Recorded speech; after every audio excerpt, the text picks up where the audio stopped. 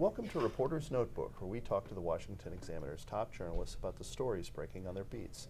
I'm Jim Antle. I'm joined today by energy and environment reporter Breanne Deppisch. Breanne, President Biden has had a new request for Congress, obviously very worried about the Strategic Petroleum Reserve and also keeping gas prices low, keeping it filled. What has he asked for, and why does it matter? Yeah, it was pretty interesting.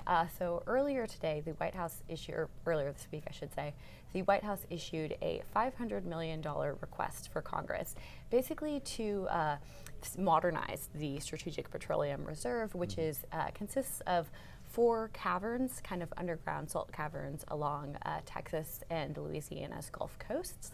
Now it's unclear why exactly they need this funding. Congress actually already allocates funds to modernize the petroleum reserves, and some have suspected that it's because they have President Biden in March ordered the historic drawdown of 180 million barrels of oil, which can actually cause a lot of problems with the infrastructure of the caverns.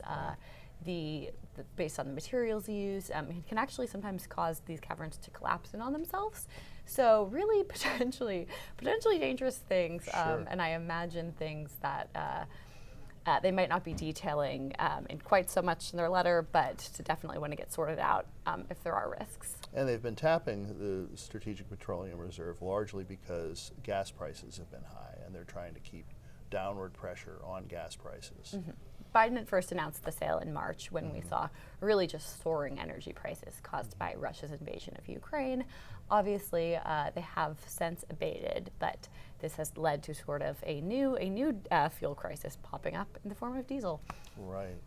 So now the election is over, so that was one of the things that part of why they were concerned about gas prices so much. But now it's over. Republicans have won the House. How does that affect Biden's climate agenda? I mean, he's asking for this money for the Strategic Petroleum Reserve. He's going to have a harder time getting Congress to do anything he wants it to do going forward, right? Yeah, he really only has about 7 weeks to, issue these.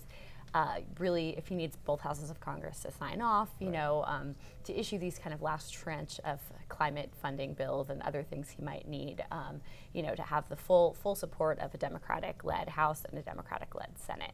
So I assume that this is part of the reason why the request was issued when it was, as opposed to, the beginning of next year.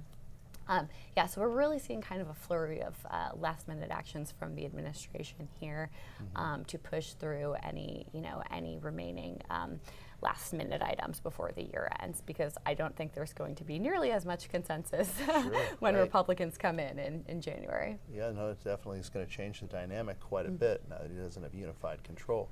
So winter is coming. I know that's depressing to think about, but it's coming. It's coming fast. Holidays, that's nice though. But the not so nice part about that is energy prices. And it's a big problem in Europe, and it could potentially be a big problem here in the United States as we enter the colder months.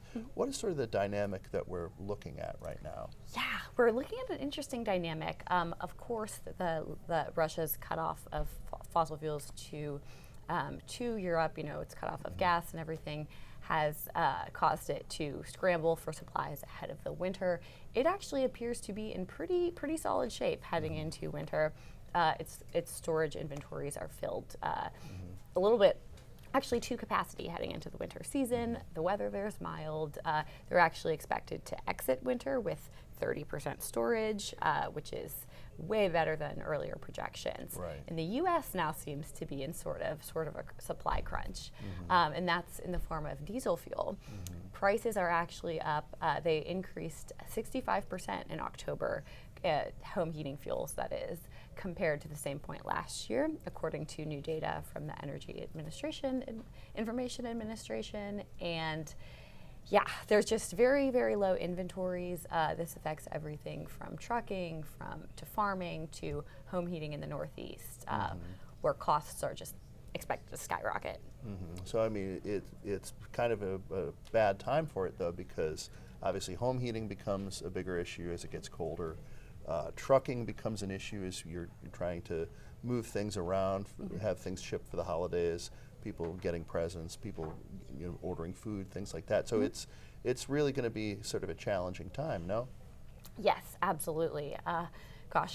People I spoke to just saying that energy bills are expected to increase, at least in the Northeast, where the primary region that relies on home heating oil. Prices are expected to increase by hundreds and hundreds of dollars per month.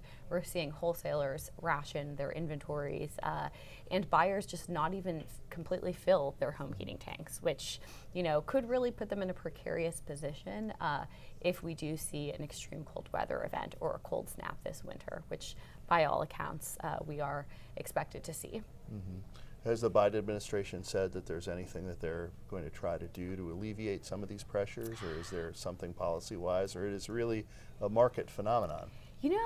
It's interesting because I've spoken to a number of people on this topic, and they've told me that this is not something new, that diesel prices, showed signs of increasing even prior to Russia's invasion of Ukraine due to a lack of refining capacity in the U.S. and China. So the writing has been on the wall for months and months. So it's interesting that the Biden administration has taken all these actions on gas prices and not on diesel, which really, really threatens a supply crisis this winter. Well, on that cheery note, thank you, Breanne. Thank you.